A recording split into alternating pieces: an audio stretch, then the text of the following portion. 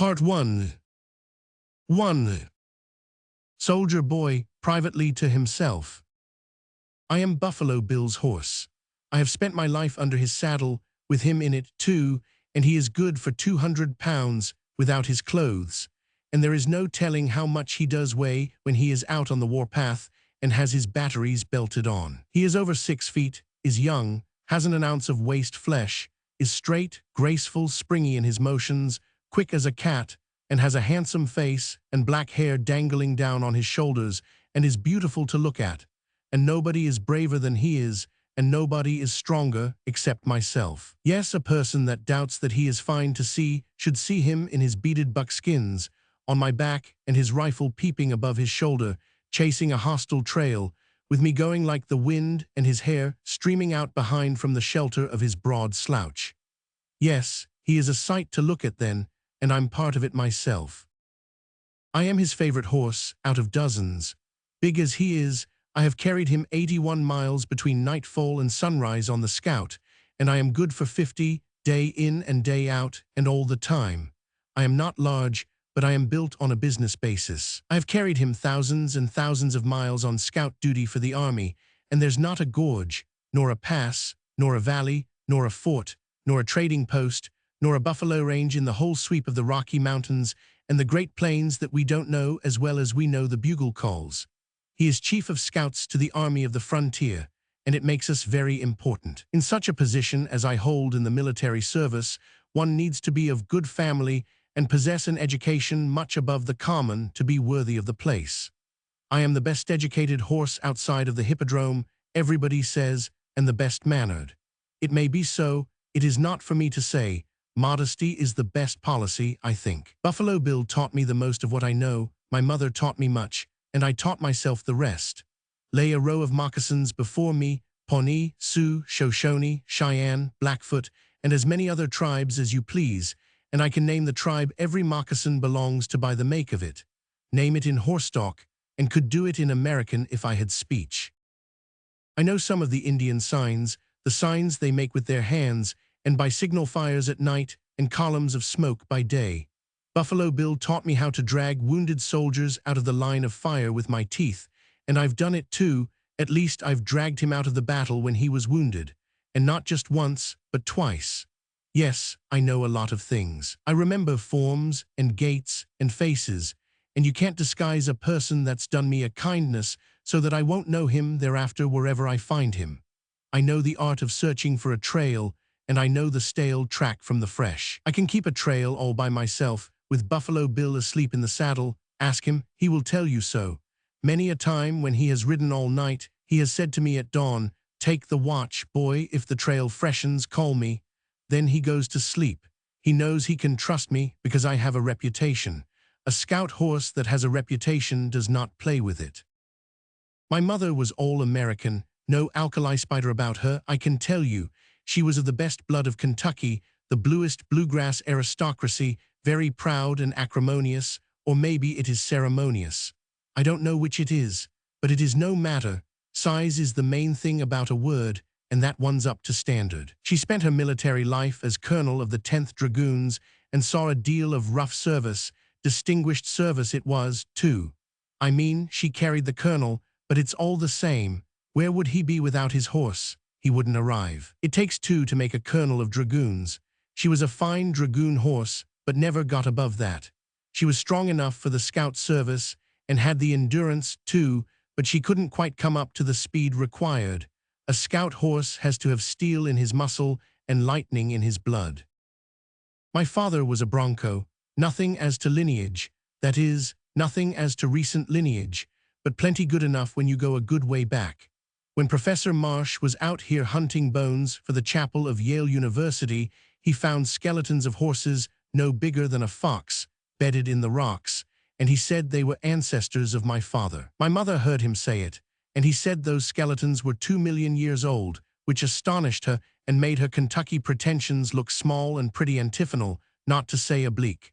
Let me see, I used to know the meaning of those words, but, well, it was years ago, and 'tisn't as vivid now as it was when they were fresh. That sort of words doesn't keep, in the kind of climate we have out here. Professor Marsh said those skeletons were fossils. So that makes me part bluegrass and part fossil. If there is any older or better stock, you will have to look for it among the 400, I reckon. I am satisfied with it, and am a happy horse, too, though born out of wedlock. And now we are back at Fort Paxton once more, after a 40-day scout, away up as far as the Big Horn. Everything quiet. Crows and Blackfeet squabbling, as usual, but no outbreaks, and settlers feeling fairly easy. The 7th Cavalry still in garrison here, also the 9th Dragoons, 2 artillery companies, and some infantry. All glad to see me, including General Allison, Commandant. The officers, ladies, and children well, and called upon me with sugar. Colonel Drake, 7th Cavalry, said some pleasant things. Mrs. Drake was very complimentary, also Captain and Mrs. Marsh, Company B, 7th Cavalry, also the chaplain, who is always kind and pleasant to me because I kicked the lungs out of a trader once. It was Tommy Drake and Fanny Marsh that furnished the sugar. Nice children, the nicest at the post, I think. That poor orphan child is on her way from France. Everybody is full of the subject. Her father was General Allison's brother, married a beautiful young Spanish lady 10 years ago and has never been in America since. They lived in Spain a year or two, then went to France. Both died some months ago. This little girl that is coming is the only child. General Allison is glad to have her. He has never seen her. He is a very nice old bachelor, but is an old bachelor just the same and isn't more than about a year this side of retirement by age limit. And so what does he know about taking care of a little maid 9 years old? If I could have her, it would be another matter, for I know all about children, and they adore me. Buffalo Bill will tell you so himself. I have some of this news from overhearing the garrison gossip. The rest of it I got from Potter, the general's dog. Potter is the Great Dane. He is privileged all over the post, like Shekels, the 7th Cavalry's dog, and visits everybody's quarters and picks up everything that is going in the way of news. Potter has no imagination and no great deal of culture, perhaps, but he has a historical mind and a good memory, and so he is the person I depend upon mainly to post me up when I get back from a scout. That is, if Shekels is out on depredation and I can't get hold of him. Chapter 2. Letter from Rouen to General Allison. My dear brother-in-law, please let me write again in Spanish. I cannot trust my English, and I am aware, from what your brother used to say, that army officers educated at the Military Academy of the United States are taught our tongue. It is as I told you in my other letter. Both my poor sister and her husband, when they found they could not recover, expressed the wish that you should have their little Catherine, as knowing that you would presently be retired from the army, rather than that she should remain with me, who am broken in health, or go to your mother in California, whose health is also frail. You do not know the child, therefore I must tell you something about her. You will not be ashamed of her looks, for she is a copy in little of her beautiful mother, and it is that Andalusian beauty which is not surpassable, even in your country. She has her mother's charm and grace and good heart and sense of justice, and she has her father's vivacity and cheerfulness and pluck and spirit of enterprise, with the affectionate disposition and sincerity of both parents. My sister pined for her Spanish home all these years of exile. She was always talking of Spain to the child, and tending and nourishing the love of Spain in the little thing's heart as a precious flower, and she died happy in the knowledge that the fruitage of her patriotic labors was as rich as even she could desire. Kathy is a sufficiently good little scholar for her 9 years. Her mother taught her Spanish herself, and kept it always fresh upon her ear and her tongue by hardly ever speaking with her in any other tongue. Her father was her English teacher, and talked with her in that language almost exclusively. French has been her everyday speech for more than 7 years among her playmates here. She has a good working use of governess, German and Italian. It is true that there is always a faint foreign fragrance about her speech, no matter what language she is talking, but it is only just noticeable, nothing more, and is rather a charm than a mar, I think. In the ordinary child studies, Kathy is neither before nor behind the average child of 9, I should say. But I can say this for her. In love for her friends and in high-mindedness and good-heartedness, she has not many equals, and in my opinion no superiors. And I beg of you, let her have her way with the dumb animals, they are her worship. It is an inheritance from her mother. She knows but little of cruelties and oppressions. Keep them from her sight if you can. She would flare up at them and make trouble in her small but quite decided and resolute way, for she has a character of her own and lacks neither promptness nor initiative. Sometimes her judgment is at fault, but I think her intentions are always right. Once when she was a little creature of 3 or 4 years, she suddenly brought her tiny foot down upon the floor in an apparent outbreak of indignation, then fetched it a backward wipe and stooped down to examine the result. Her mother said, "Why, what is it, child? What has stirred you so?" "Mama, the big ant was trying to kill the little one." "And so you protected the little one?" "Yes, Mama, because he had no friend, and I wouldn't let the big one kill him." "But you have killed them both." Kathy was distressed, and her lip trembled. She picked up the remains and laid them upon her palm and said, "Poor little auntie, I'm so sorry, and I didn't mean to kill you, but there wasn't any other way to save you. It was such a hurry. She is a dear and sweet little lady, and when she goes it will give me a sore heart. But she will be happy with you, and if your heart is old and tired, give it into her keeping. She will make it young again, she will refresh it, she will make it sing. Be good to her for all our sakes. My exile will soon be over now. As soon as I am a little stronger, I shall see my Spain again, and that will make me young again." Mercedes. Chapter 3. General Allison to his mother. "I am glad to know that you are all well in San Bernardino. That grandchild of yours has been here. Well, I do not quite know how many days it is. Nobody can keep account of days or anything else where she is. Mother, she did what the Indians were never able to do. She took the fort, took it the first day. Took me too, took the colonels, the captains, the women, the children, and the dumb brutes. Took Buffalo Bill and all his scouts. Took the garrison to the last man. And in 48 hours the Indian encampment was hers, illustrious old Thunderbird and all. Do I seem to have lost my solemnity, my gravity, my poise, my dignity? You would lose your own in my circumstances. Mother, you never saw such a winning little devil. She is all energy and spirit and sunshine and interest in everybody and everything, and pours out her prodigal love upon every creature that will take it, high or low, Christian or pagan, feathered or furred, and none has declined it to date, and none ever will, I think. But she has a temper, and sometimes it catches fire and flames up, and is likely to burn whatever is near it, but it is soon over. The passion goes as quickly as it comes.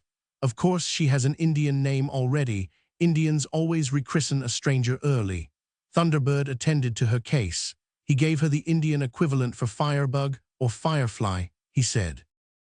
Times ver quiet, ver soft, like summer night, but when she mad she blaze. Isn't it good? Can't you see the flare? She's beautiful, mother, beautiful as a picture, and there is a touch of you in her face, and of her father, poor George, and in her unresting activities, and her fearless ways, and her sunbursts and cloudbursts. She is always bringing George back to me. These impulsive natures are dramatic. George was dramatic, so is this lightning bug, so is Buffalo Bill. When Kathy first arrived, it was in the forenoon. Buffalo Bill was away, carrying orders to Major Fuller at 5 Forks, up in the Clayton Hills. At mid-afternoon I was at my desk, trying to work, and this sprite had been making it impossible for half an hour. At last I said, "Oh, you bewitching little scamp, can't you be quiet just a minute or two, and let your poor old uncle attend to a part of his duties?" "I'll try, uncle, I will indeed," she said. "Well then, that's a good child, kiss me. Now then, sit up in that chair and set your eye on that clock. There, that's right. If you stir, if you so much as wink, for 4 whole minutes I'll bite you." It was very sweet and humble and obedient she looked, sitting there, still as a mouse. I could hardly keep from setting her free and telling her to make as much racket as she wanted to. During as much as 2 minutes, there was a most unnatural and heavenly quiet and repose. Then Buffalo Bill came thundering up to the door in all his scout finery, flung himself out of the saddle, said to his horse, "Wait for me, boy," and stepped in and stopped dead in his tracks, gazing at the child. She forgot orders and was on the floor in a moment, saying, "Oh, you are so beautiful. Do you like me?" "No, I don't. I love you." And he gathered her up with a hug and then set her on his shoulder, apparently 9 feet from the floor. She was at home. She played with his long hair and admired his big hands and his clothes and his carbine and asked question after question as fast as he could answer until I excused them both for half an hour in order to have a chance to finish my work. Then I heard Kathy exclaiming over Soldier Boy, and he was worthy of her raptures, for he is a wonder of a horse and has a reputation which is as shining as his own silken hide. Chapter 4. Kathy to her Aunt Mercedes. Oh, it is wonderful here, Auntie dear, just paradise. Oh, if you could only see it. Everything so wild and lovely. Such grand plains, stretching such miles and miles and miles, all the most delicious velvety sand and sagebrush, and rabbits as big as a dog, and such tall and noble jackassful ears that is what they name them by, and such vast mountains, and so rugged and craggy and lofty, with cloud shoals wrapped around their shoulders, and looking so solemn and awful and satisfied, and the charming Indians, oh, how you would dote on them, Auntie dear, and they would on you too, and they would let you hold their babies, the way they do me, and they are the fattest and brownest and sweetest little things, and never cry, and wouldn't if they had pins sticking in them, which they haven't, because they are poor and can't afford it. And the horses and mules and cattle, and dogs hundreds and hundreds and hundreds, and not an animal that you can't do what you please with, except Uncle Thomas, but I don't mind him, he's lovely. And oh, if you could hear the bugles, toot, toot, toot, toot, toot, toot, and so on, perfectly beautiful. Do you recognize that one? It's the first toots of the reveille. It goes, dear me, so early in the morning. Then I and every other soldier on the whole place are up and out in a minute, except Uncle Thomas, who is most unaccountably lazy. I don't know why, but I have talked to him about it, and I reckon it will be better now. He hasn't any faults much, and is charming and sweet, like Buffalo Bill and Thunderbird and Mammy Dorcas and Soldier Boy and Shekels and Potter and Sour Mash, and well, they're all that, just angels, as you may say. The very first day I came, I don't know how long ago it was, Buffalo Bill took me on Soldier Boy to Thunderbird's camp, not the big one which is out on the plain, which is White Clouds. He took me to that one next day, but this one is 4 or 5 miles up in the hills and crags, where there is a great shut-in meadow, full of Indian lodges and dogs and squaws, and everything that is interesting, and a brook of the clearest water running through it, with white pebbles on the bottom, and trees all along the banks cool and shady and good to wade in.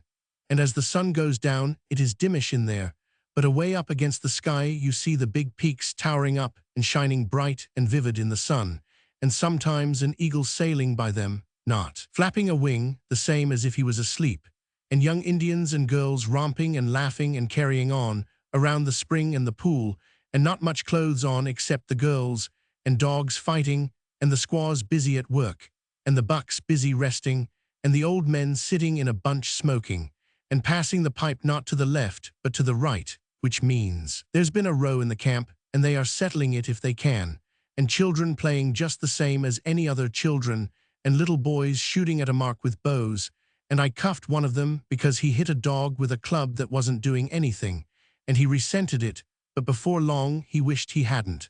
But this sentence is getting too long, and I will start another. Thunderbird put on his Sunday best war outfit to let me see him, and he was splendid to look at, with his face painted red and bright and intense like a fire coal, and a valance of eagle feathers from the top of his head all down his back. And he had his tomahawk, too, and his pipe, which has a stem which is longer than my arm, and I never had such a good time in an Indian camp in my life, and I learned a lot of words of the language, and next day BB took me to the camp out on the plains, 4 miles, and I had another good time and got acquainted with some more Indians and dogs, and the big chief, by the name of White Cloud, gave me a pretty little bow and arrows, and I gave him my red sash ribbon, and in 4 days I could shoot very well with it and beat any white boy of my size at the post, and I have been to those camps plenty of times since, and I have learned to ride, too. BB taught me, and every day he practices me, and praises me, and every time I do better than ever he lets me have a scamper on Soldier Boy, and that's the last agony of pleasure, for he is the charmingest horse, and so beautiful and shiny and black, and hasn't another color on him anywhere, except a white star in his forehead, not just an imitation star, but a real one with 4 points, shaped exactly like a star that's handmade, and if you should cover him all up but his star, you would know him anywhere, even in Jerusalem or Australia, by that. And I got acquainted with a good many of the 7th Cavalry, and the dragoons, and officers, and families, and horses in the first few days, and some more in the next few, and the next few, and the next few, and now I know more soldiers and horses than you can think, no matter how hard you try. I am keeping up my studies every now and then, but there isn't much time for it. I love you so, and I send you a hug and a kiss. Kathy. P.S. I belong to the 7th Cavalry and 9th Dragoons. I am an officer, too, and do not have to work on account of not getting any wages. 5. General Allison to Mercedes. She has been with us a good nice long time now. You are troubled about your sprite because this is such a wild frontier, hundreds of miles from civilization and peopled only by wandering tribes of savages. You fear for her safety. Give yourself no uneasiness about her. Dear me, she's in a nursery, and she's got more than 1,800 nurses. It would distress the garrison to suspect that you think they can't take care of her. They think they can. They would tell you so themselves. You see, the 7th Cavalry has never had a child of its very own before, and neither has the 9th Dragoons, and so they are like all new mothers. They think there is no other child like theirs, no other child so wonderful, none that is so worthy to be faithfully and tenderly looked after and protected. These bronzed veterans of mine are very good mothers, I think, and wiser than some other mothers, for they let her take lots of risks, and it is a good education for her, and the more risks she takes and comes successfully out of, the prouder they are of her. They adopted her, with grave and formal military ceremonies of their own invention. Solemnities is the truer word. Solemnities that were so profoundly solemn and earnest that the spectacle would have been comical if it hadn't been so touching. It was a good show, and as stately and complex as guard mount and the trooping of the colors, and it had its own special music, composed for the occasion by the bandmaster of the 7th, and the child was as serious as the most serious war-worn soldier of them all. And finally, when they throned her upon the shoulder of the oldest veteran, and pronounced her well and truly adopted, and the bands struck up and all saluted, and she saluted in return, it was better and more moving than any kindred thing I have seen on the stage, because stage things are make-believe, but this was real, and the players' hearts were in it. It happened several weeks ago, and was followed by some additional solemnities. The men created a couple of new ranks, thitherto unknown to the army regulations, and conferred them upon Kathy, with ceremonies suitable to a duke. So now she is Corporal General of the 7th Cavalry and Flag Lieutenant of the 9th Dragoons, with the privilege, decreed by the men, of writing USA after her name. Also, they presented her a pair of shoulder straps, both dark blue, the one with FL on it, the other with CG, also a sword. She wears them. Finally, they granted her the salute. I am witness that that ceremony is faithfully observed by both parties, and most gravely and decorously too.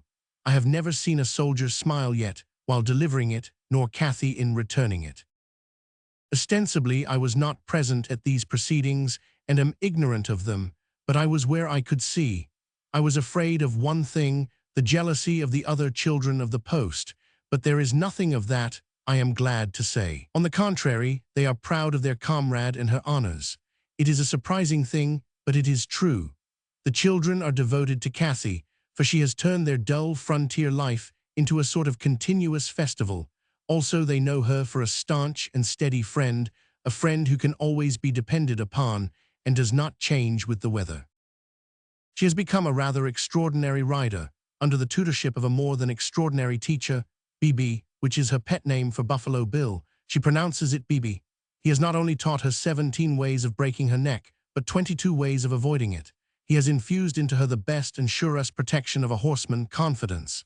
He did it gradually, systematically, little by little, a step at a time, and each step made sure before the next was essayed. And so he inched her along up through terrors that had been discounted by training before she reached them, and therefore were not recognizable as terrors when she got to them. Well, she is a daring little rider now, and is perfect in what she knows of horsemanship. By and by she will know the art like a West Point cadet, and will exercise it as fearlessly. She doesn't know anything about side saddles. Does that distress you? And she is a fine performer without any saddle at all. Does that discomfort you? Do not let it. She is not in any danger, I give you my word. You said that if my heart was old and tired, she would refresh it, and you said truly. I do not know how I got along without her before.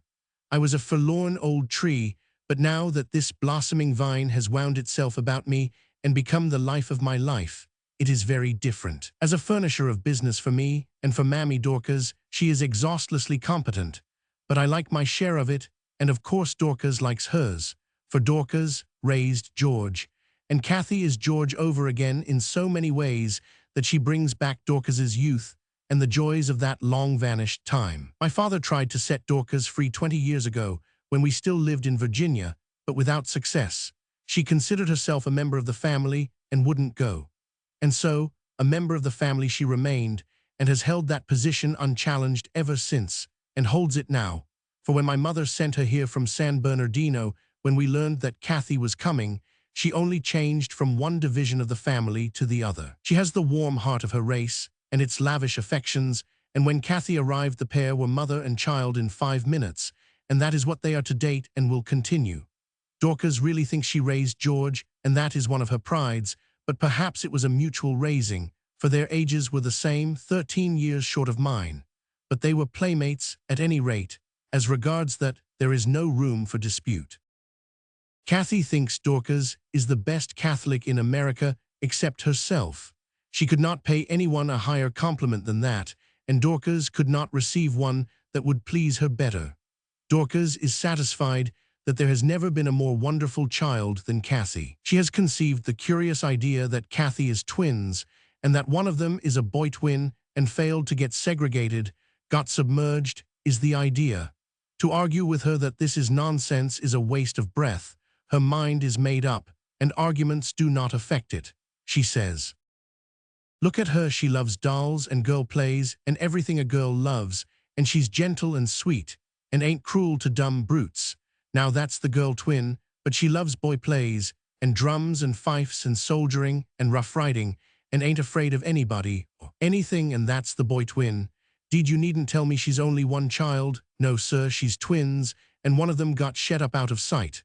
Out of sight, but that don't make any difference. That boy is in there, and you can see him look out of her eyes when her temper is up. Then Dorcas went on, in her simple and earnest way, to furnish illustrations. Look at that raven, Marse Tom. Would anybody befriend a raven but that child? Of course they wouldn't, it ain't natural. Well, the Injun boy had the raven tied up, and was all the time plaguing it and starving it, and she pitied the po' thing, and tried to buy it from the boy, and the tears was in her eyes. That was the girl twin, you see. She offered him her thimble, and he flung it down. She offered him all the doughnuts she had, which was 2, and he flung them down. She offered him half a paper of pins, worth 40 ravens, and he made a mouth at her and jabbed one of them in the raven's back. That was the limit, you know. It called for the other twin. Her eyes blazed up, and she jumped for him like a wildcat, and when she was done with him she was rags, and he wasn't anything but an allegory. That was most undoubtedly the other twin, you see, coming to the front. No, sir, don't tell me he ain't in there. I've seen him with my own eyes, and plenty of times at that. Allegory, what is an allegory? I don't know, Marse Tom, it's one of her words. She loves the big ones, you know, and I pick them up from her. They sound good, and I can't help it. What happened after she had converted the boy into an allegory? Why, she untied the raven and confiscated him by force and fetched him home and left the doughnuts and things on the ground. Petted him, of course, like she does with every creature. In 2 days she had him so stuck after her that she, well, you know how he follows her everywhere and sets on her shoulder often when she rides her breakneck rampages, all of which is the girl twin to the front, you see, and he does what he pleases and is up to all kinds of devilment and is a perfect nuisance in the kitchen. Well, they all stand it, but they wouldn't if it was another person's bird. Here she began to chuckle comfortably, and presently she said, well, you know she's a nuisance herself, Miss Kathy is. She is so busy and into everything like that bird. It's all just as innocent, you know, and she don't mean any harm and is so good and dear, and it ain't her fault, it's her nature. Her interest is always a-working and always red-hot, and she can't keep quiet. Well, yesterday it was, please, Miss Kathy, don't do that. And please, Miss Kathy, let that alone. And please, Miss Kathy, don't make so much noise. And so on, till I reckon I had found fault 14 times in 15 minutes. Then she looked up at me with her big brown eyes that can plead so, and said in that odd little foreign way that goes to your heart, "Please, mammy, make me a compliment." And of course you did it, you old fool. Marse Tom, I just grabbed her up to my breast and says, "Oh, you po dear little motherless thing, you ain't got a fault in the world, and you can do anything you want to, and tear the house down, and yo, old black mammy won't say a word." Why, of course, I knew you'd spoil the child. She brushed away her tears and said with dignity, "Spoil the child, spoil that child, Marse Tom. There can't anybody spoil her. She's the king bee of this post, and everybody pets her and is her slave, and yet, as you know your own self, she ain't the least little bit spoiled." Then she eased her mind with this retort, "Marse Tom, she makes you do anything she wants to, and you can't deny it. So if she could be spoilt, she'd been spoilt long ago, because you are the very worst. Look at that pile of cats in your chair, and you sitting on a candle box, just as patient. It's because they're her cats. Look at that pile of cats in your chair." If Dorcas were a soldier, I could punish her for such large frankness as that. I changed the subject and made her resume her illustrations. She had scored against me fairly, and I wasn't going to cheapen her victory by disputing it. She proceeded to offer this incident in evidence on her twin theory. 2 weeks ago, when she got her finger mashed open, she turned pretty pale with the pain, but she never said a word. I took her in my lap, and the surgeon sponged off the blood and took a needle and thread and began to sew it up. It had to have a lot of stitches, and each one made her scrunch a little, but she never let go a sound. At last the surgeon was so full of admiration that he said, "Well, you are a brave little thing." And she said, just as calm and simple as if she was talking about the weather, "There is anybody braver but the Cid." You see, it was the Twain that the surgeon was a-dealing with. "Who is the Cid?" "I don't know, sir, at least only what she says. She's always talking about him and says he was the bravest hero Spain ever had, or any other country. They have it up and down, the children do, she standing up for the Cid, and they working George Washington for all he is worth." "Do they quarrel?" "No, it's only disputing and bragging the way children do. They want her to be an American, but she can't be anything but a Spaniard, she says. You see, her mother was always longing for home, po thing, and thinking about it, and so the child is just as much a Spaniard as if she'd always lived there. She thinks she remembers how Spain looked, but I reckon she don't, because she was only a baby when they moved to France. She is very proud to be a Spaniard." "Does that please you, Mercedes? Very well, be content. Your niece is loyal to her allegiance. Her mother laid deep the foundations of her love for Spain, and she will go back to you as good a Spaniard as you are yourself. She has made me promise to take her to you for a long visit when the War Office retires me." "I attend to her studies myself. Has she told you that?" "Yes, I am her schoolmaster, and she makes pretty good progress, I think, everything considered." Everything considered, being translated, means holidays. But the fact is, she was not born for study, and it comes hard. Hard for me too. It hurts me like a physical pain to see that free spirit of the air and the sunshine laboring and grieving over a book. And sometimes when I find her gazing far away towards the plain and the blue mountains with the longing in her eyes, I have to throw open the prison doors. I can't help it. A quaint little scholar she is, and makes plenty of blunders. Once I put the question, "What does the Tsar govern?" She rested her elbow on her knee and her chin on her hand, and took that problem under deep consideration. Presently she looked up and answered, with a rising inflection implying a shade of uncertainty, "The dative case." Here are a couple of her expositions, which were delivered with tranquil confidence. Chaplain, diminutive of chap. Lass is masculine, lassie is feminine. She is not a genius, you see, but just a normal child. They all make mistakes of that sort. There is a glad light in her eye which is pretty to see when she finds herself able to answer a question promptly and accurately without any hesitation. As, for instance, this morning. "Kathy dear, what is a cube?" "Why, a native of Cuba." She still drops a foreign word into her talk now and then, and there is still a subtle foreign flavor or fragrance about even her exactest English, and long may this abide.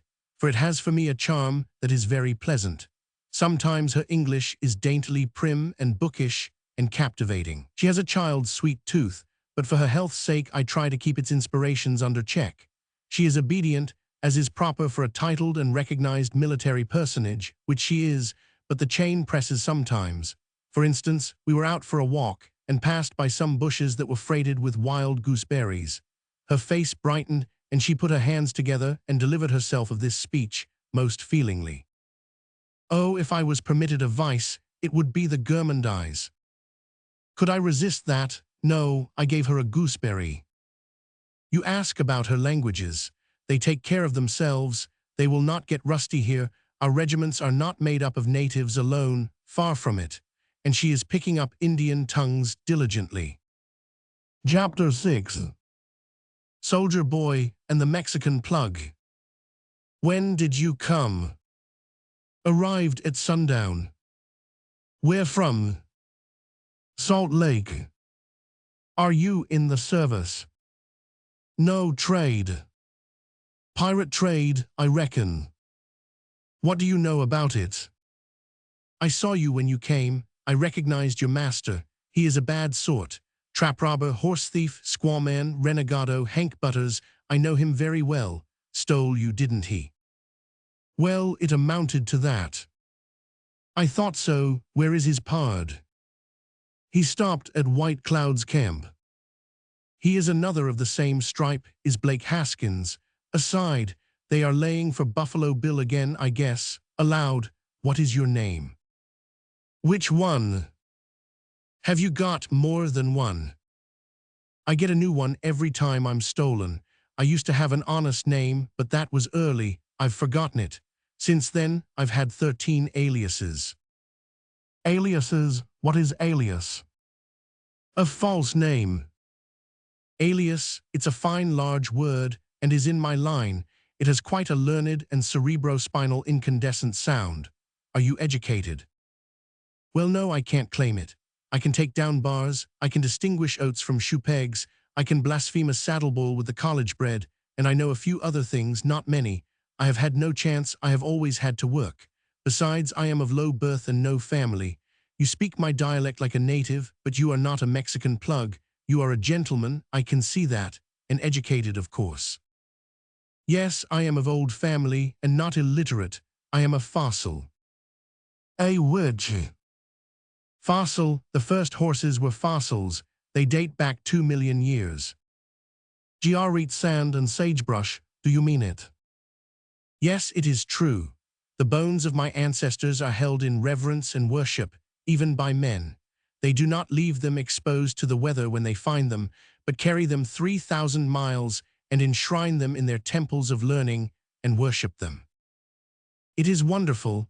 I knew you must be a person of distinction by your fine presence and courtly address, and by the fact that you are not subjected to the indignity of hobbles like myself and the rest. Would you tell me your name? You have probably heard of it, Soldier Boy. What, the renowned, the illustrious? Even so. It takes my breath.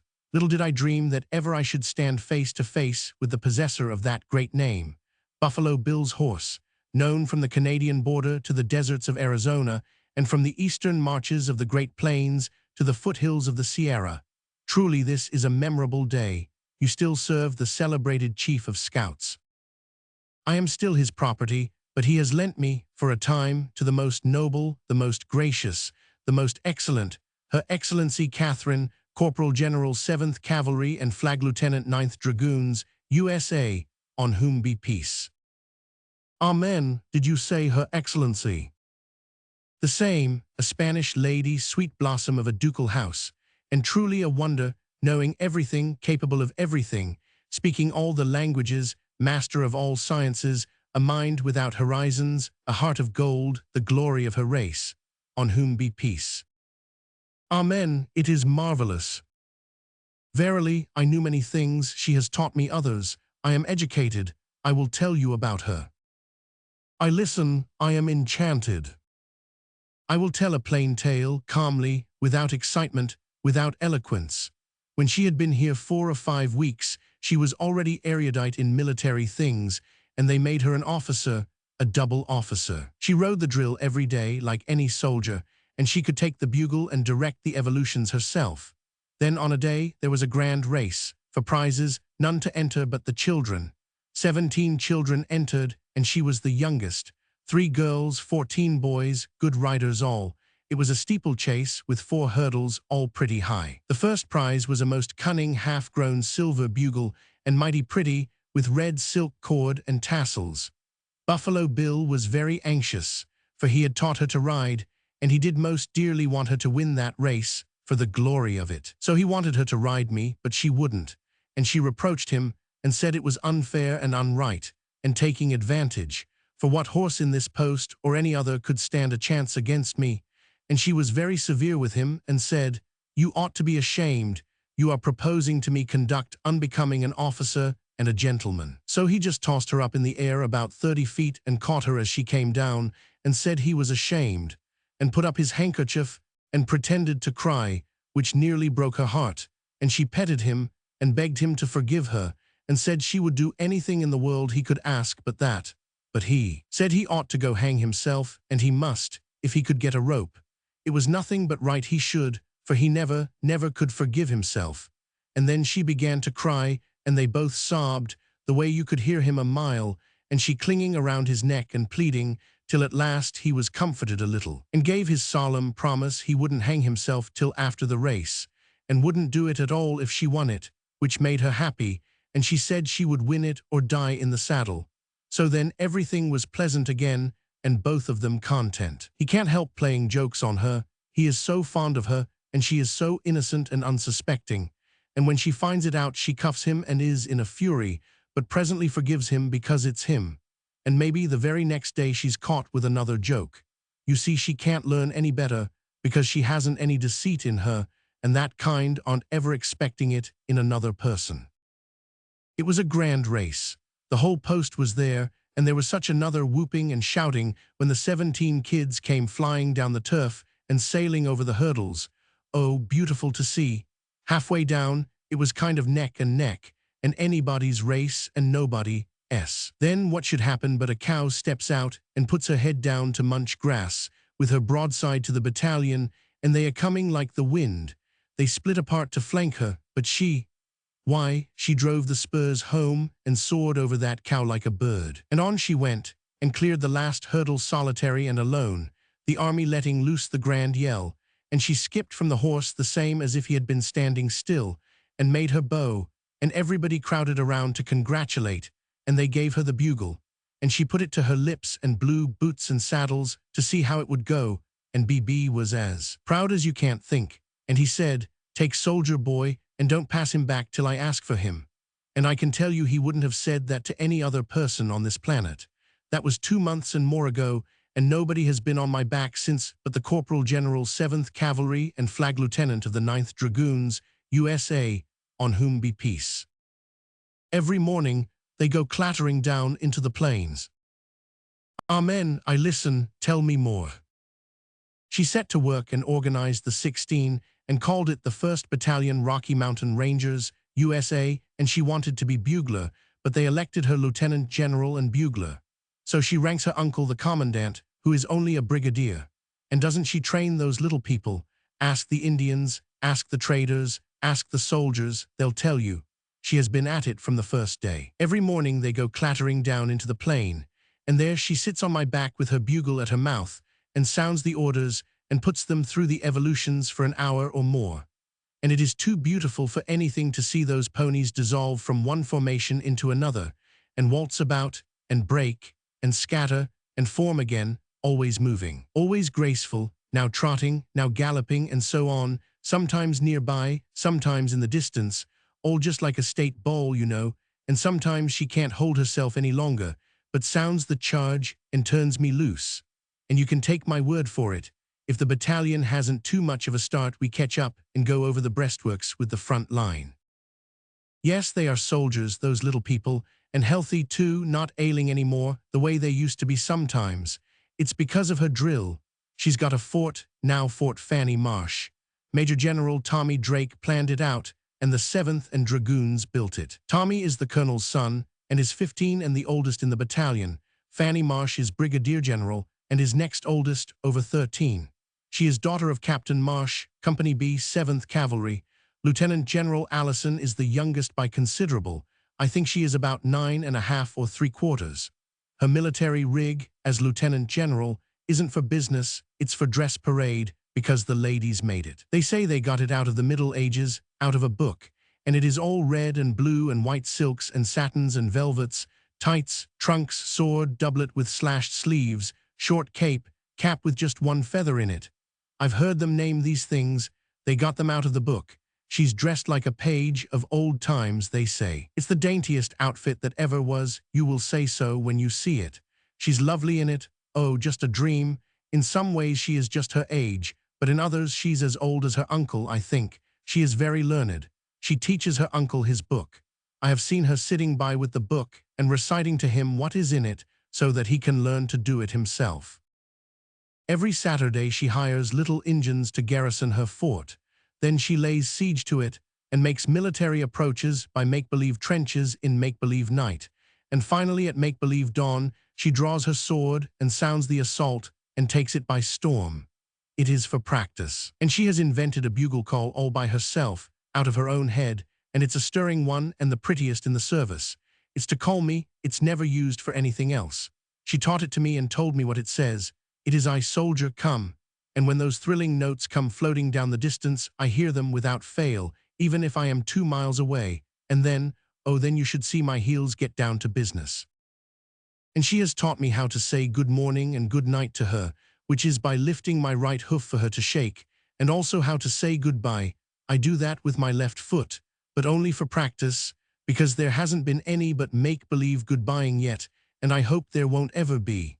It would make me cry if I ever had to put up my left foot in earnest. She has taught me how to salute, and I can do it as well as a soldier. I bow my head low and lay my right hoof against my cheek. She taught me that because I got into disgrace once through ignorance. I am privileged because I am known to be honorable and trustworthy, and because I have a distinguished record in the service, so they don't hobble me nor tie me to stakes or shut me tight in stables, but let me wander around to suit myself. Well, trooping the colors is a very solemn ceremony, and everybody must stand uncovered when the flag goes by, the commandant and all. And once I was there, and ignorantly walked across right in front of the band, which was an awful disgrace. The lieutenant general was so ashamed and so distressed that I should have done such a thing before all the world, that she couldn't keep the tears back. And then she taught me the salute, so that if I ever did any other unmilitary act through ignorance, I could do my salute, and she believed everybody would think it was apology enough and would not press the matter. It is very nice and distinguished. No other horse can do it. Often the men salute me, and I return it. I am privileged to be present when the Rocky Mountain Rangers troop the colors, and I stand solemn, like the children, and I salute when the flag goes by. Of course, when she goes to her fort, her sentries sing out, "Turn out the guard." And then, do you catch that refreshing early morning whiff from the mountain pines and the wild flowers? The night is far spent. We'll hear the bugles before long. Dorcas, the black woman, is very good and nice. She takes care of the lieutenant general and is Brigadier General Allison's mother, which makes her mother-in-law to the lieutenant general. That is what Shekels says. At least it is what I think he says, though I never can understand him quite clearly. He. Who is Shekels? The 7th Cavalry dog. I mean, if he is a dog. His father was a coyote, and his mother was a wildcat. It doesn't really make a dog out of him, does it? Not a real dog, I should think. Only a kind of a general dog at most, I reckon. Though this is a matter of ichthyology, I suppose, and if it is out of my depth, and so my opinion is not valuable, and I don't claim much consideration for it.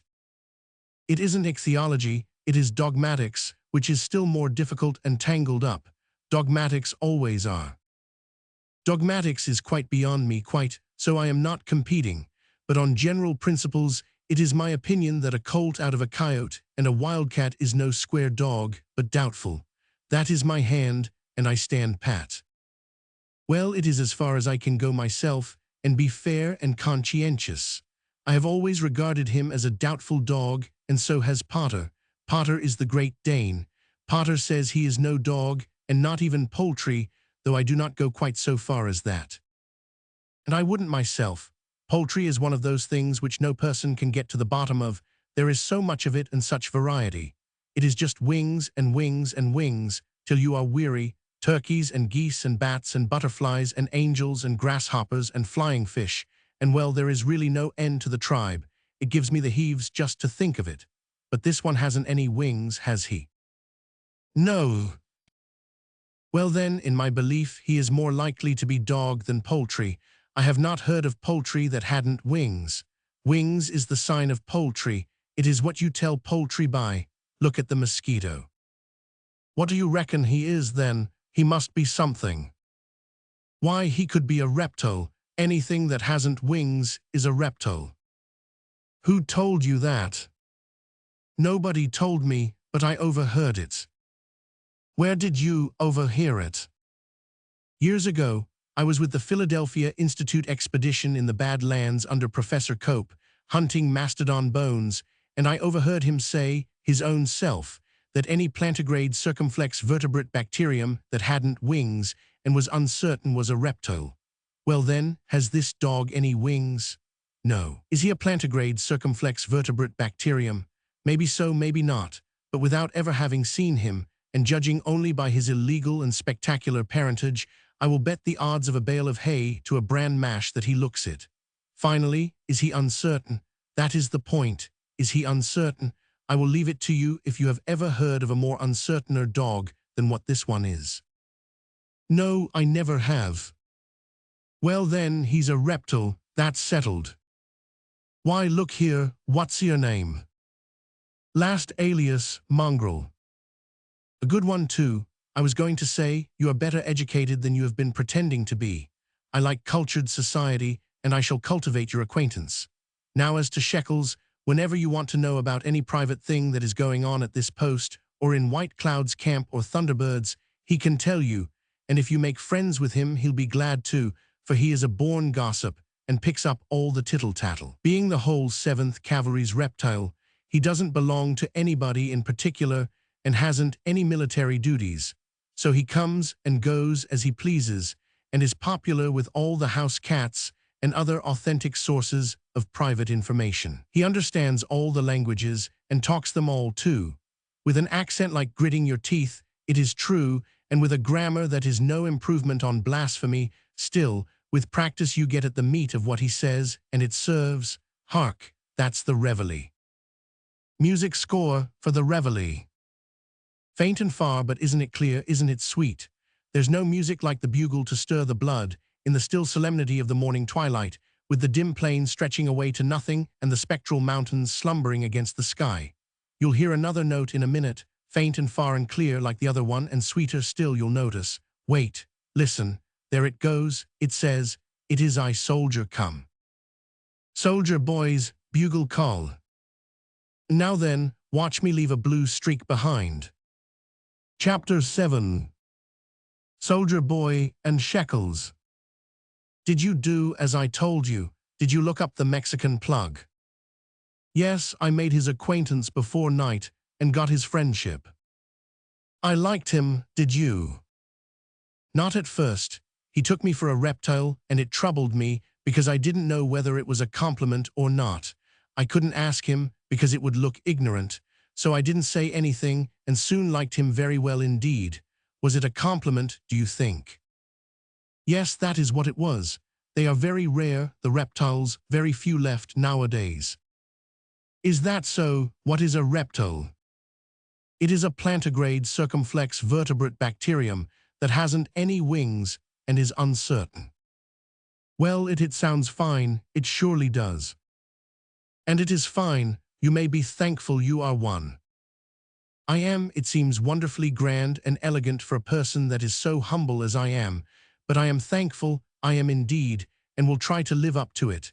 It is hard to remember. Will you say it again, please, and say it slow? Plantigrade circumflex vertebrate bacterium that hasn't any wings and is uncertain. It is beautiful, anybody must grant it, beautiful and of a noble sound. I hope it will not make me proud and stuck up. I should not like to be that. It is much more distinguished and honorable to be a reptile than a dog, don't you think, soldier? Why, there's no comparison.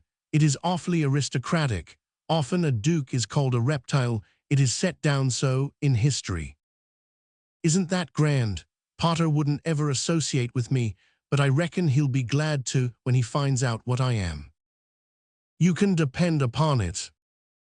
I will thank Mongrel for this. He is a very good sort for a Mexican plug, don't you think he is? It is my opinion of him, and as for his birth, he cannot help that. We cannot all be reptiles, we cannot all be fossils. We have to take what comes and be thankful it is no worse. It is the true philosophy. For those others, stick to the subject, please. Did it turn out that my suspicions were right? Yes, perfectly right. Mongrel has heard them planning. They are after BB's life, for running them out of Medicine Bow and taking their stolen horses away from them. Well, they'll get him yet, for sure. Not if he keeps a sharp lookout. He keep a sharp lookout. He never does. He despises them and all their kind. His life is always being threatened, and so it has come to be monotonous. Does he know they are here? Oh yes, he knows it. He is always the earliest to know who comes and who goes, but he cares nothing for them and their threats. He only laughs when people warn him. They'll shoot him from behind a tree the first he knows. Did Mongrel tell you their plans?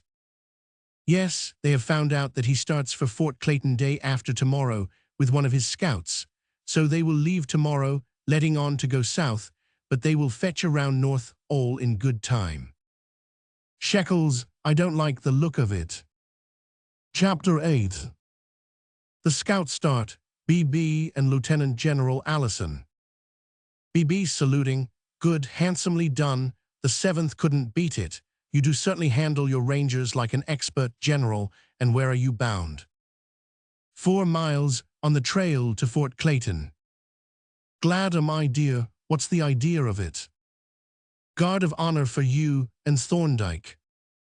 Bless your heart, I'd rather have it from you than from the Commander-in-Chief of the Armies of the United States, you incomparable little soldier. And I don't need to take any oath to that for you to believe it. I thought you'd like it, baby. Like it? Well, I should say so. Now then, already sound the advance, and away we go. Chapter 9. Soldier Boy and Shekels again. Well, this is the way it happened. We did the escort duty. Then we came back and struck for the plain and put the Rangers through a rousing drill. Oh, for hours. Then we sent them home under Brigadier General Fanny Marsh. Then the Lieutenant General and I went off on a gallop over the plains for about 3 hours and were lazying along home in the middle of the afternoon when we met Jimmy Slade, the drummer boy, and he saluted and asked the Lieutenant General if she had heard the news, and she said no, and he said, Buffalo Bill has been ambushed and badly shot this side of Clayton, and Thorndyke the scout, too. Bill couldn't travel, but Thorndyke could, and he brought the news. And Sergeant Wilkes and 6 men of Company B are gone 2 hours ago, hotfoot to get Bill. And they say, Go, she shouts to me, and I went. Vast. Don't ask foolish questions. It was an awful pace. For 4 hours nothing happened, and not a word said, except that now and then she said, Keep it up, boy, keep it up, sweetheart, we'll save him. I kept it up. Well, when the dark shut down in the rugged hills, that poor little chap had been tearing around in the saddle all day, and I noticed by the slack knee pressure that she was tired and tottery, and I got dreadfully afraid. But every time I tried to slow down and let her go to sleep, so I could stop, she hurried me up again, and so, sure enough, at last over she went. There was nothing to do but stand by. Ah, that was a fix to be an eye, for she lay there and didn't stir, and what was I to do? I couldn't leave her to fetch help on account of the wolves. There was nothing to do but stand by. It was dreadful. I was afraid she was killed, poor little thing, but she was. She came to by and by and said, Kiss me, soldier, and those were blessed words. I kissed her often, I am used to that, and we like it. But she didn't get up, and I was worried. She fondled my nose with her hand and talked to me and called me endearing names, which is her way, but she caressed with the same hand all the time. The other arm was broken, you see, but I didn't know it, and she didn't mention it. She didn't want to distress me, you know.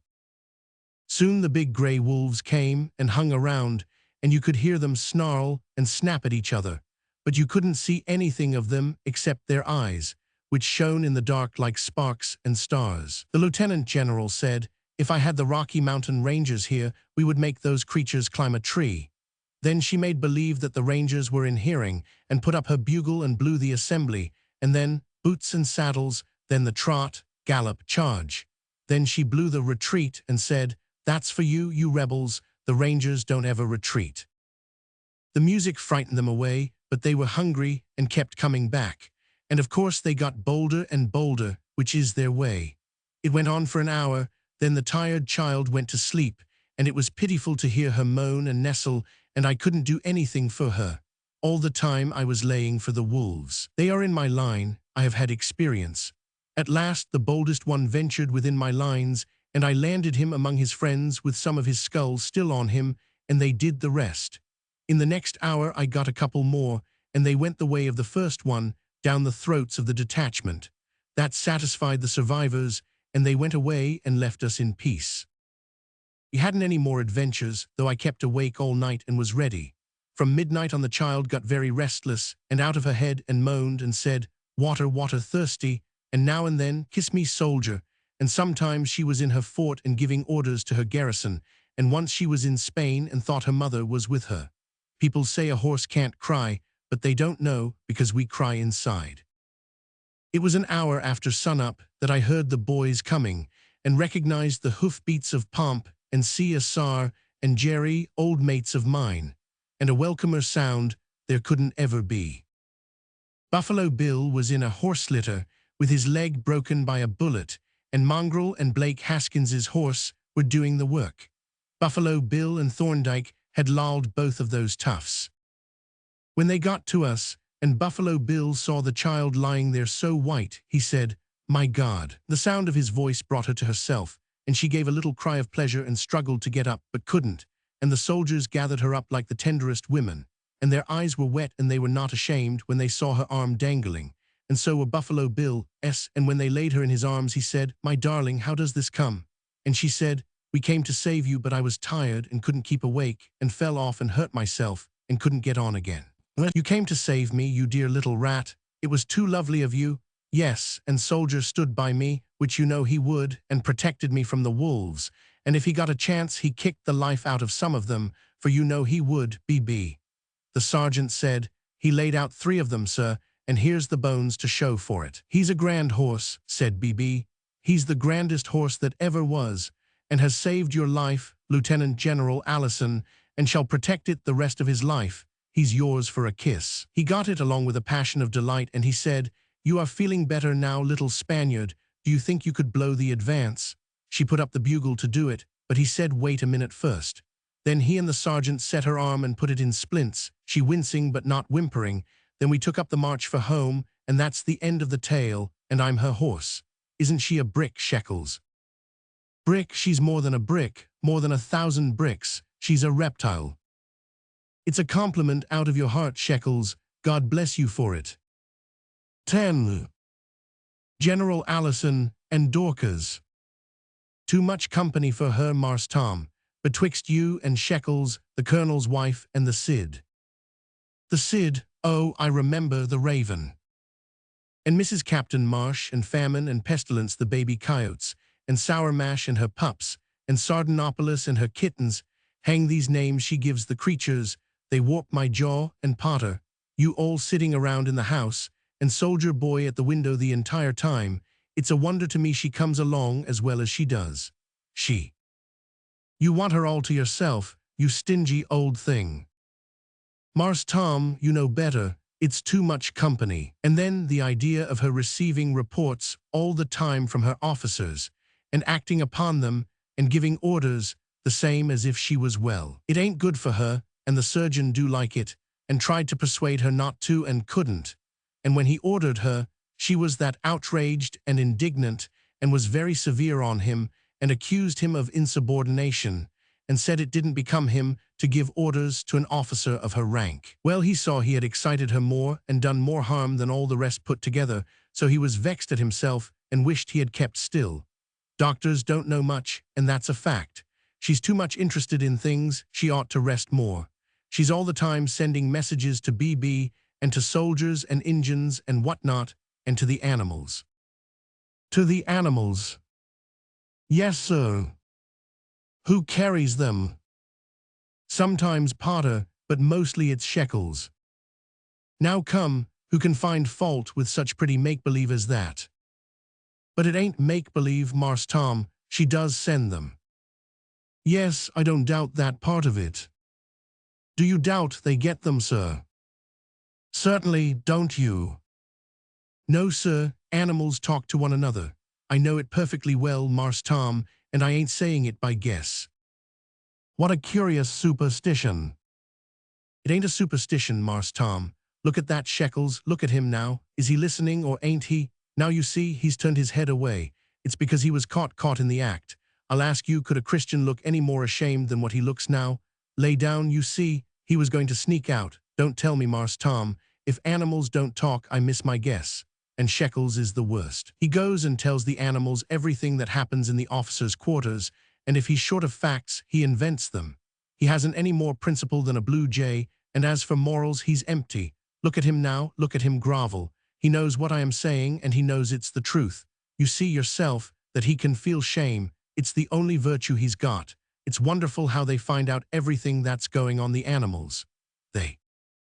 Do you really believe they do, Dorcas? I don't only just believe it, Marse Tom, I know it. Day before yesterday, they knew something was going to happen. They were that excited and whispering around together.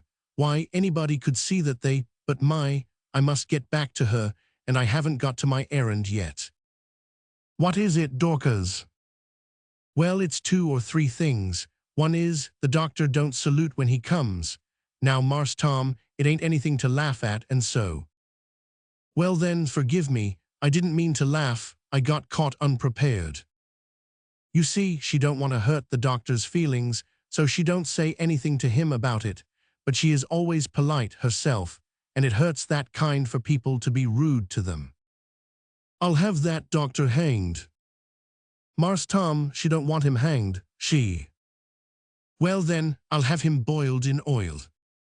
But she don't want him boiled, Oh, very well, I only want to please her. I'll have him skinned.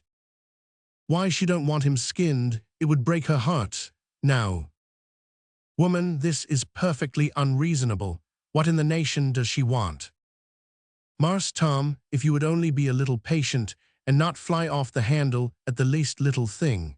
Why, she only wants you to speak to him. Speak to him? Well, upon my word, all this unseemly rage and row about such a Dorcas, I never saw you carry on like this before. You have alarmed the sentry. He thinks I am being assassinated.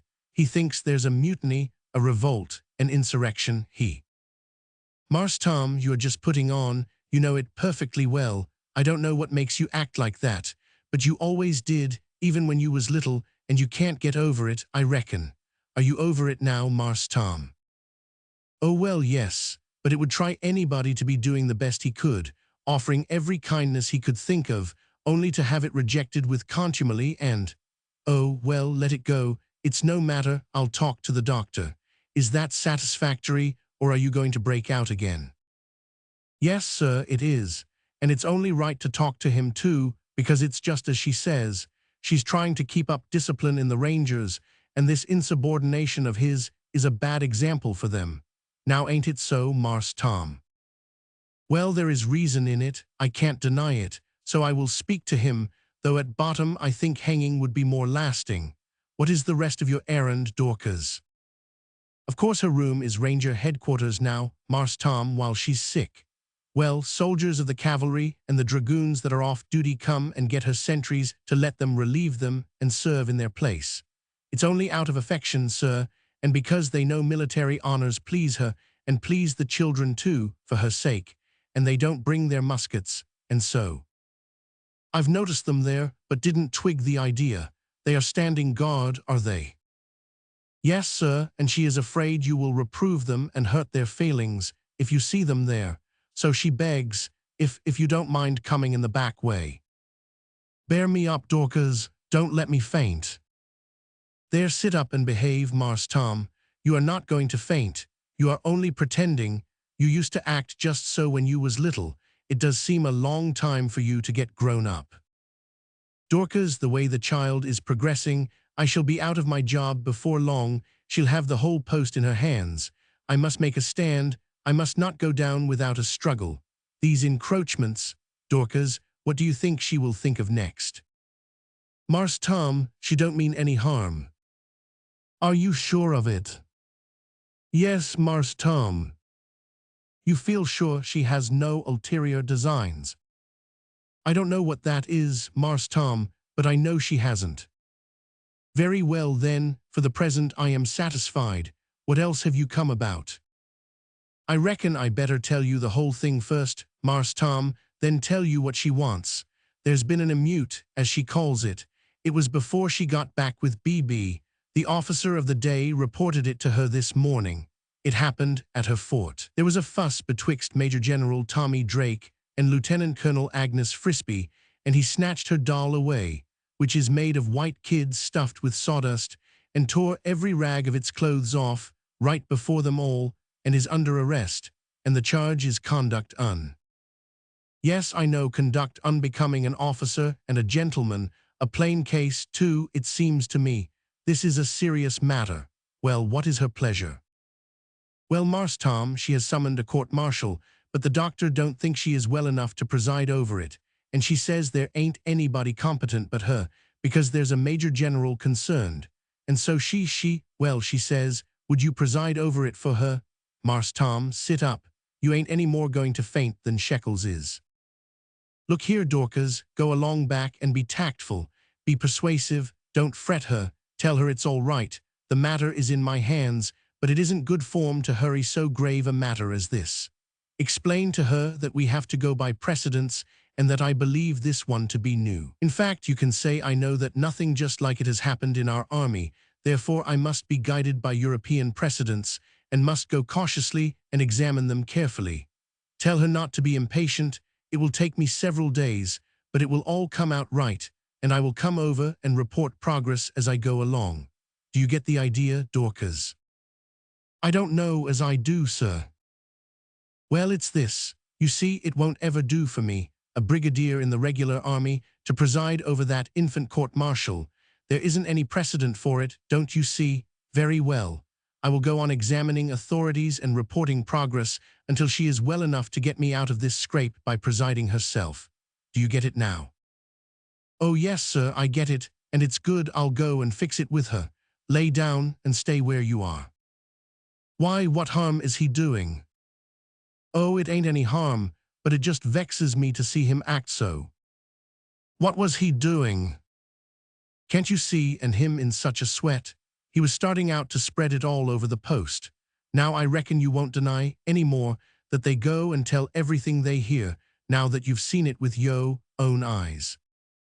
Well, I don't like to acknowledge it, Dorcas, but I don't see how I can consistently stick to my doubts in the face of such overwhelming proof as this dog is furnishing. There now, you've got in yo right mind at last. I wonder you can be so stubborn, Mars Tom, but you always was, even when you was little. I'm going now. Look here, tell her that in view of the delay, it is my judgment that she ought to enlarge the accused on his parole. Yes, sir, I'll tell her, Mars Tom. Well, she can't get to Soldier Boy, and he stands there all the time, down in the mouth and lonesome. And she says, will you shake hands with him and comfort him? Everybody does. It's a curious kind of lonesomeness, but all right, I will. Chapter 11. Several months later, Antonio and Thorndyke. Thorndyke, isn't that plug you're riding an asset of the scrap you and Buffalo Bill had with the late Blake Haskins and his pal a few months back? Yes, this is Mongrel, and not a half-bad horse either. I've noticed he keeps up his lick first rate. Say, isn't it a gaudy morning? Right you are. Thorndyke, it's Andalusian, and when that's said, all's said. Andalusian and Oregonian, Antonio, put it that way, and you have my vote. Being a native up there, I know, you being Andalusian-born. can speak with authority for that patch of paradise. Well, I can, like the dawn, like Sancho. This is the correct Andalusian dawn now, crisp, fresh, dewy, fragrant, pungent. What though the spicy breezes blow soft o'er Ceylon's isle? Get up, you old cow, stumbling like that when we've just been praising you, out on a scout, and can't live up to the honor any better than that. Antonio, how long have you been out here in the plains and the Rockies? More than 13 years. It's a long time. Don't you ever get homesick? Not till now. Why now, after such a long cure? These preparations of the retiring commandants have started it up. Of course, it's natural. It keeps me thinking about Spain. I know the region where the seventh child's aunt lives. I know all the lovely country for miles around. I'll bet I've seen her aunt's villa many a time. I'll bet I've been in it in those pleasant old times when I was a Spanish gentleman. They say the child is wild to see Spain. It's so, I know it from what I hear. Haven't you talked with her about it? No, I've avoided it. I should soon be as wild as she is. That would not be comfortable. I wish I was going, Antonio. There's two things I'd give a lot to see. One's a railroad. She'll see one when she strikes Missouri. The other's a bullfight. I've seen lots of them. I wish I could see another. I don't know anything about it, except in a mixed-up, foggy way, Antonio, but I know enough to know it's grand sport. The grandest in the world. There's no other sport that begins with it. I'll tell you what I've seen, then you can judge. It was my first, and it's as vivid to me now as it was when I saw it. It was a Sunday afternoon, and beautiful weather, and my uncle, the priest, took me as a reward for being a good boy and because of my own accord, and without anybody asking me. I had bankrupted my savings box and given the money to a mission that was civilizing the Chinese and sweetening their lives and softening their hearts with the gentle teachings of our religion. And I wish you could have seen what we saw that day, Thorndike.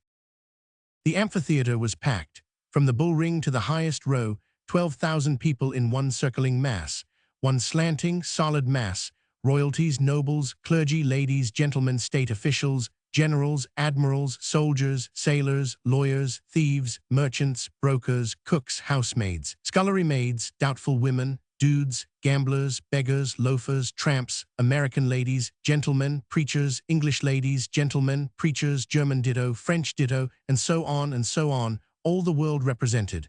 Spaniards to admire and praise, foreigners to enjoy and go home and find fault. There they were, one solid, sloping, circling sweep of rippling and flashing color under the downpour of the summer sun. Just a garden, a gaudy, gorgeous flower garden. Children munching oranges, 6,000 fans fluttering and glimmering, everybody happy, everybody chatting gaily with their intimates. Lovely girl faces smiling recognition and salutation to other lovely girl faces. Gray old ladies and gentlemen dealing in the like exchanges with each other. Ah, such a picture of cheery contentment and glad anticipation. Not a mean spirit, nor a sordid soul, nor a sad heart there. Ah, Thorndike, I wish I could see it again. Suddenly, the martial note of a bugle cleaves the hum and murmur, clear the ring. They clear it, the great gate is flung open, and the procession marches in, splendidly costumed and glittering, the marshals of the day, then the picadors on horseback, then the matadors on foot, each surrounded by his quadrille of chulos. They march to the box of the city fathers and formally salute. The key is thrown, the bull gate is unlocked. Another bugle blast. The gate flies open, the bull plunges in, furious, trembling, blinking in the blinding light, and stands there, a magnificent creature, center of those multitudinous and admiring eyes, brave, ready for battle, his attitude a challenge. He sees his enemy, horsemen sitting motionless with long spears in rest, upon blindfolded, broken-down nags, lean and starved, fit only for sport and sacrifice, then the carrion heap. The bull makes a rush, with murder in his eye, but a picador meets him with a spear thrust in the shoulder. He flinches with the pain, and the picador skips out of danger. A burst of applause for the picador, hisses for the bull. Some shout "cow" at the bull and call him offensive names. But he is not listening to them. He is there for business. He is not minding the cloak-bearers that come fluttering around to confuse him. He chases this way, he chases that way, and hither and yon, scattering the nimble banderillos in every direction like a spray, and receiving their maddening darts in his neck as they dodge and fly. Oh, but it's a lively spectacle, and brings down the house. Ah, you should hear the thundering roar that goes up when the game is at its wildest and brilliant things are done. Oh, that first bull that day was great. From the moment the spirit of war rose to flood tide in him and he got down to his work, he began to do wonders. He tore his way through his persecutors, flinging one of them clear over the parapet. He bowled a horse and his rider down, and plunged straight for the next, got home with his horns, wounding both horse and man, on again here and there and this way and that. And one after another he tore the bowels out of 2 horses so that they gushed to the ground, and ripped a third one so badly that although they rushed him to cover and shoved his bowels back and stuffed the rents with tow and rode him against the bull again, he couldn't make the trip. He tried to gallop under the spur, but soon reeled and tottered and fell all in a heap. For a while that bull ring was the most thrilling and glorious and inspiring sight that ever was seen. The bull absolutely cleared it and stood there alone, monarch of the place. The people went mad for pride in him and joy and delight, and you couldn't hear yourself think for the roar and boom and crash of applause. Antonio, it carries me clear out of myself just to hear you tell it. It must have been perfectly splendid. If I live, I'll see a bullfight yet before I die. Did they kill him? Oh yes, that is what the bull is for. They tired him out and got him at last. He kept rushing the matador, who always slipped smartly and gracefully aside in time, waiting for sure chance, and at last it came. The bull made a deadly plunge for him, was avoided neatly, and as he sped by, the long sword glided silently into him, between left shoulder and spine, in and in to the hilt. He crumpled down, dying. Ah, Antonio, it is the noblest sport that ever was. I would give a year of my life to see it. Is the bull always killed? Yes, sometimes a bull is timid, finding himself in so strange a place, and he stands trembling or tries to retreat. Then everybody despises him for his cowardice and wants him punished and made ridiculous, so they hoe him from behind, and it is the funniest thing in the world to see him hobbling around on his severed legs. The whole vast house goes into hurricanes of laughter over it. I have laughed till the tears ran down my cheeks to see it. When he has furnished all the sport he can, he is not any longer useful and is killed. Well, it is perfectly grand, Antonio, perfectly beautiful. Burning a nigger don't begin. Chapter 12. Mongrel and the Other Horse. Sagebrush, you have been listening. Yes. Isn't it strange? Well, no, Mongrel, I don't know that it is. Why don't you? I've seen a good many human beings in my time. They are created as they are, they cannot help it. They are only brutal because that is their make. Brutes would be brutal if it was their make. To me, Sagebrush, man is most strange and unaccountable. Why should he treat dumb animals that way when they are not doing any harm? Man is not always like that, Mongrel. He is kind enough when he is not excited by religion. Is the bullfight a religious service? I think so, I have heard so. It is held on Sunday. A reflective pause, lasting some moments. Then, when we die, Sagebrush, do we go to heaven and dwell with man? My father thought not. He believed we do not have to go there unless we deserve it. Part 2. In Spain. Chapter 13. General Allison to his mother. It was a prodigious trip, but delightful, of course, through the Rockies and the Black Hills and the mighty sweep of the Great Plains to civilization and the Missouri border, where the railroading began and the delightfulness ended. But no one is the worse for the journey, certainly not Kathy, nor Dorcas, nor Soldier Boy, and as for me, I am not complaining. Spain is all that Kathy had pictured it, and more, she says. She is in a fury of delight, the maddest little animal that ever was, and all for joy. She thinks she remembers Spain, but that is not very likely, I suppose. The two, Mercedes and Kathy, devour each other. It is a rapture of love and beautiful to see. It is Spanish, that describes it. Will this be a short visit? No, it will be permanent. Kathy has elected to abide with Spain and her aunt. Dorcas says Dorcas foresaw that this would happen, and also says that she wanted it to happen, and says the child's own country is the right place for her, and that she ought not to have been sent to me, I ought to have gone to her. I thought it insane to take Soldier Boy to Spain, but it was well that I yielded to Kathy's pleadings. If he had been left behind, half of her heart would have remained with him, and she would not have been contented. As it is, everything has fallen out for the best, and we are all satisfied and comfortable. It may be that Dorcas and I will see America again someday, but also it is a case of maybe not. We left the post in the early morning. It was an affecting time. The women cried over Kathy, so did even those stern warriors, the Rocky Mountain Rangers. Shekels was there, and the Cid, and Sardanapalus, and Potter, and Mongrel, and Sourmash, Famine, and Pestilence, and Kathy kissed them all and wept. Details of the several arms of the garrison were present to represent the rest, and say goodbye and God bless you for all the soldiery. And there was a special squad from the 7th, with the oldest veteran at its head, to speed the 7th's child with grand honors and impressive ceremonies, and the veteran had a touching speech by heart, and put up his hand in salute and tried to say it, but his lips trembled and his voice broke.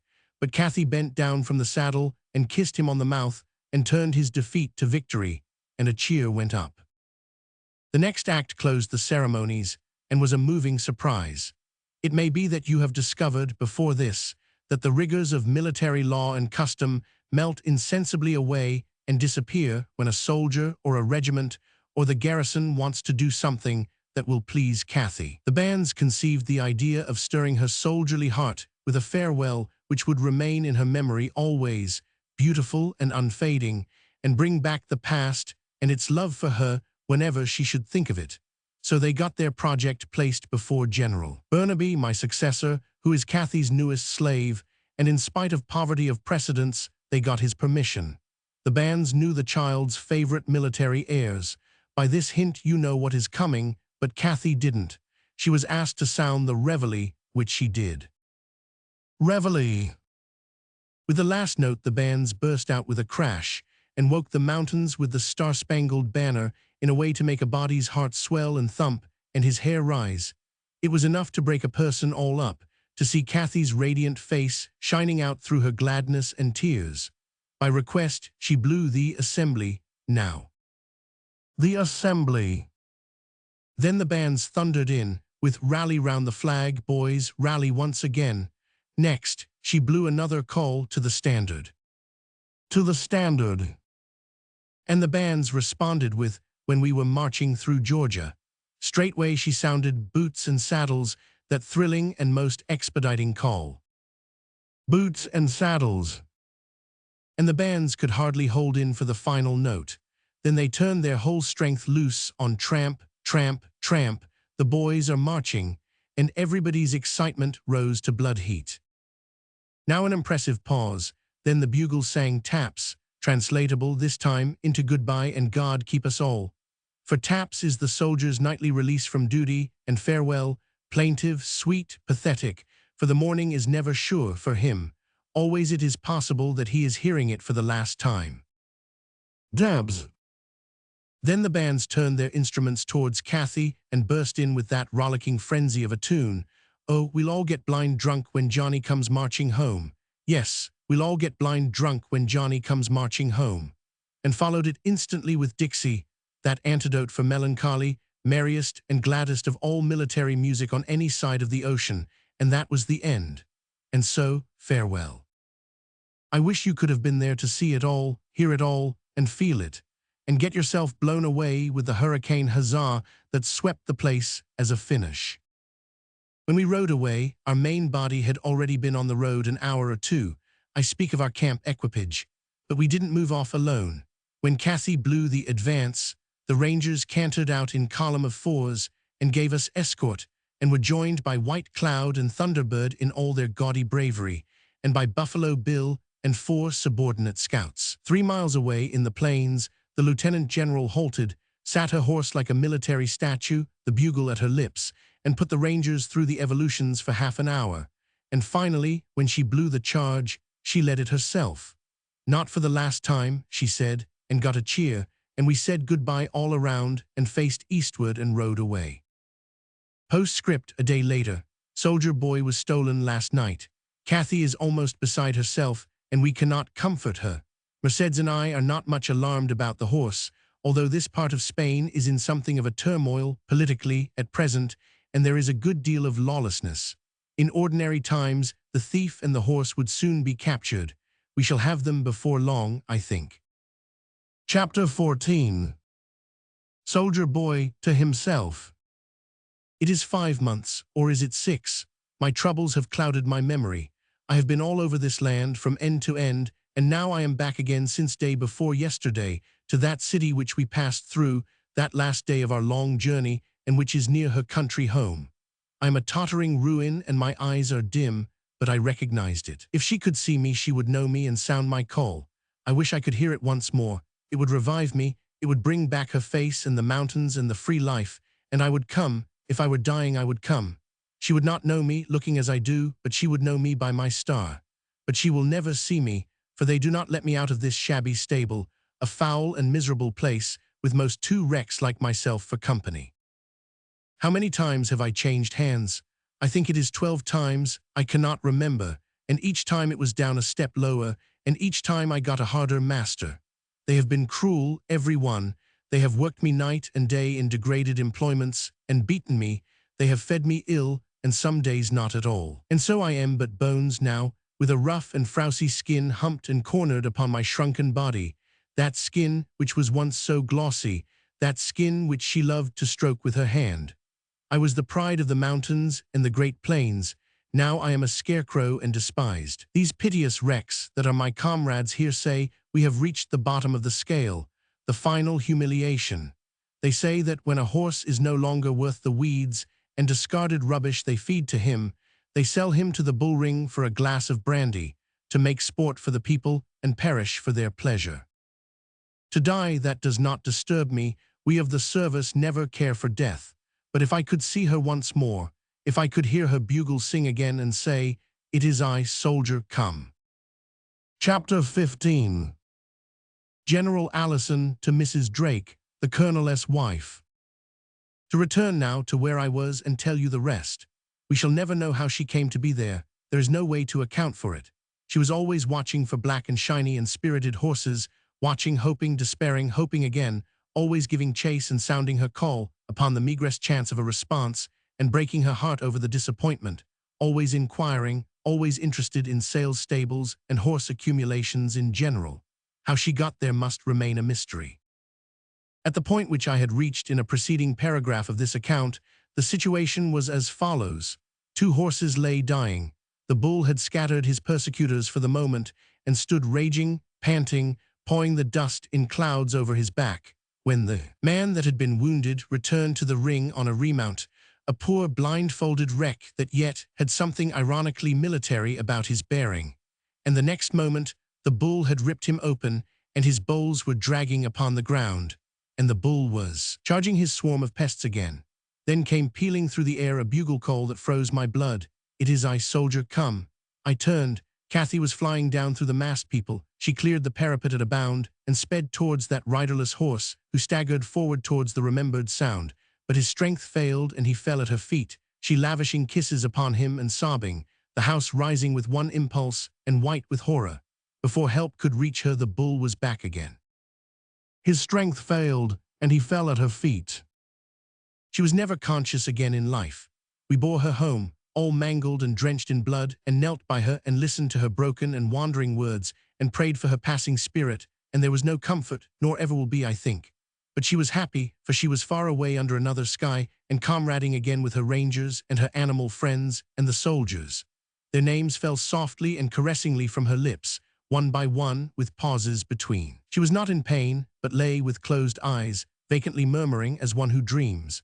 Sometimes she smiled, saying nothing. Sometimes she smiled when she uttered a name such as Shekels or BB or Potter. Sometimes she was at her fort issuing commands. Sometimes she was careering over the plain at the head of her men.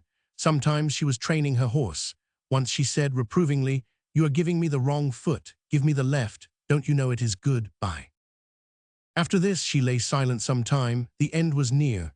By and by she murmured, tired, sleepy, "Take Kathy, Mama. Then kiss me, soldier."